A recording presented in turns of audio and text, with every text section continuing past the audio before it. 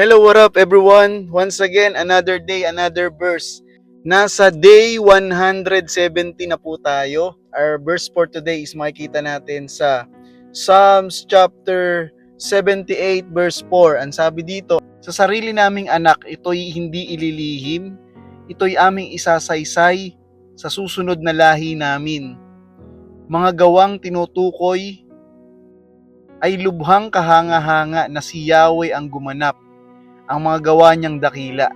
Nire-remind tayo ng verse na to na yung pananampalataya natin ay hindi lamang dapat natatapos sa atin. Yes, alam natin na ang Diyos ay mabuti, God is good all the time, at talagang tunay na tapat siya sa kanyang mga pangako. Pero hanggang sa atin lang ba talaga itong pananampalataya na meron tayo? Kapag meron ka bang napakagandang istorya, isang tunay na pangyayari, hindi mo ba siya ikukwento at hindi ka ba excited na ikwento to sa iba or share to sa iba? Alam niyo, sa pamilya namin, nakagawian namin na yung mga nakaraan, ibinabalik namin. Pag nagkikita-kita kami, lagi kami bumabalik sa kung sino kami dun sa nakaraan, kung anong ginawa ng Diyos sa buhay namin. Kasi napakaganda niyang pagkwentuhan. And minsan tinatawanan na lang namin yung mga pangit na nakaraan, di ba?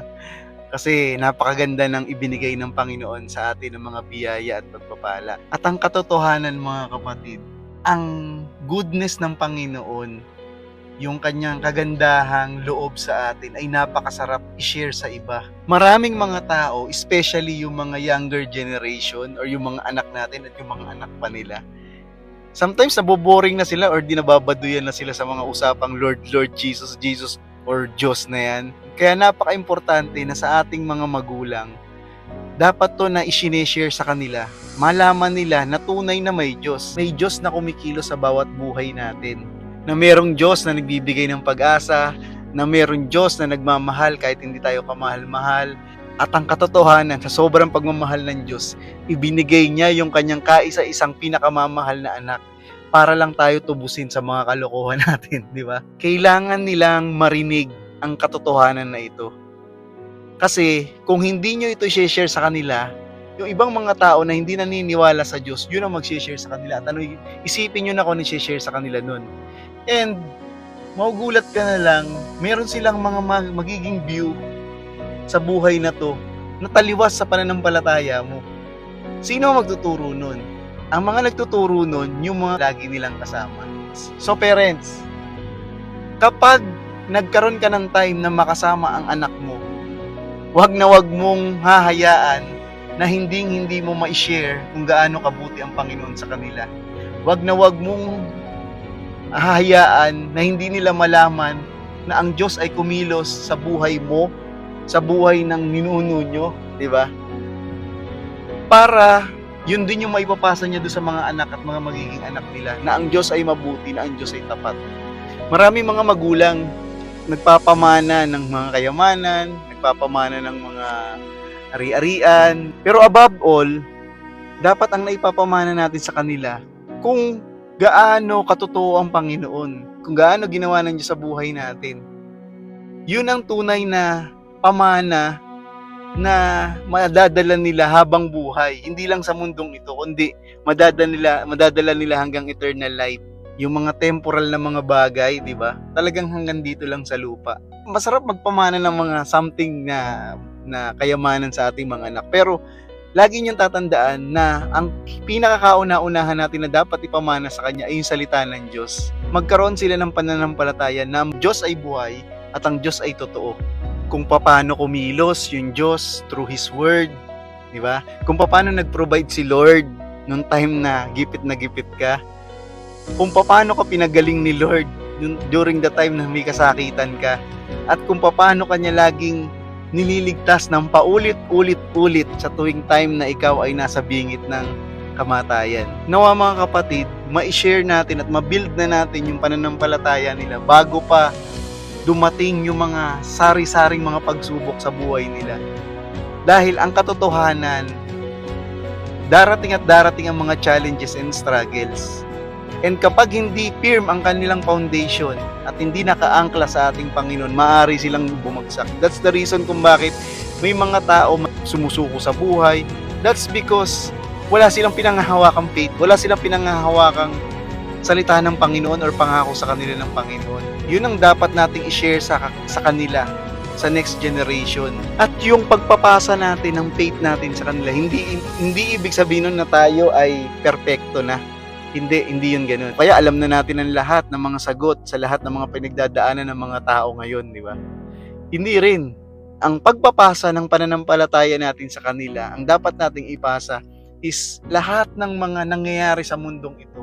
Kung good ba to or bad na nangyayari, sitwasyon sa buhay natin, mai-point natin lagi sila sa Panginoon. Maraming paraan. Maaari kayong magkwentuhan about sa pananampalataya. Maaari kayong mag-share ng Bible verse, di ba? Mag-usap about sa Panginoon, mag-pray together as a family, di ba? Makita nila na ikaw mismong magulang ay naniniwala sa Panginoon Diyos na tunay at buhay. Hindi natin masasabi. Maaring baka dumating yung time na pagdaanan nila yung the same na struggle na pinagdaanan mo. Pero dahil nakita nila na ikaw ay humihinga pa, nakita nila na buhay ka pa, ito ay isang ebidensya ng faithfulness ni God na mayroong pag-asa lagi. Kahit dumaan tayo sa same na struggle, ang pinanghawakan mo yung salita ng Panginoon, yun din ang panghahawakan niya. At yun din ang panghahawakan ng mga next generation at next generation pa. Ngayon, tanungin natin yung sarili natin. Ano nga bang goodness ni God yung ma-share ko sa aking next generation or sa mga anak ko at magiging anak pa nila? Kung kabaligtaran yung nakikita nila dun sa sinasabi natin, baka imbis na mapalapit sila sa Lord, nakakalungkot, mas lalo silang lalayo. So, make sure na kung gusto nating magpasa sa kanila ng something na pananampalataya natin, let's make sure, mga kaibigan, mga kapatid, na we walk our talk. Hindi tayo perfect, pero lagi tayong nakaangkla sa grasya at habag ng Panginoon.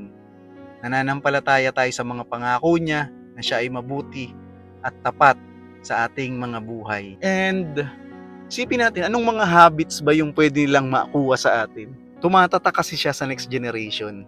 Makikita nila na yung magulang nila prayerful, or yung magulang nila hindi lagi nagwo-worry kahit puro problema na, di ba?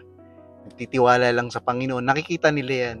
At nakikita din nila kung ang magulang nila laging pag may problema, iyak ng iyak, or nangungutang kung saan-saan, or nararatel na, or gumagawa ng masama kapag may problema. I-make sure natin na ipopoint lagi natin sila kay Lord, na si Lord ang laging solusyon sa lahat ng mga problemang pagdadaanan natin. Kapag masaya tayo, si Lord. Kapag malungkot tayo, si Lord. In everything we do, si Lord dapat yung bida. Pasalamatan natin siya sa lahat ng season ng buhay natin. At nawa, maging masaya tayo na i-share to sa iba. Huwag natin siyang itago. Huwag natin siyang ikahiya. Dahil kung tunay yung ginawa ng Diyos sa buhay mo, ibig sabihin lang nun, nararapat lang na i-share natin to sa iba dahil maraming mga tao ang nangangailangan din ng grasya at habag ng Panginoon na natanggap mo. We cannot give what we don't have. Yun lagi ko sinasabi. Kung ano yung natanggap mo sa Panginoon, yun lang din ang may share din natin sa iba. And nawa, bigyan tayo ng Lord ng karunungan kung paano natin imomodelo or i-represent si God ng tama. Ma-point out natin lagi na si God yung source ng love, ng pag-ibig at ng katotohanan. And ang prayer ko na sa bawat tahanan ay lagi ng pag-uusapan si Jesus, ang Panginoon, kabutihan niya, yung grasya niya, tabag niya sa bawat isa sa atin. Kung gaano niya tayo kamahal, kung gaano katapat ang Panginoon sa ating buhay at sa buhay ng ating buong pamilya. So God bless everyone, and nawa ay patuloy natin palaganapin ang salita ng Panginoon dito sa mundo.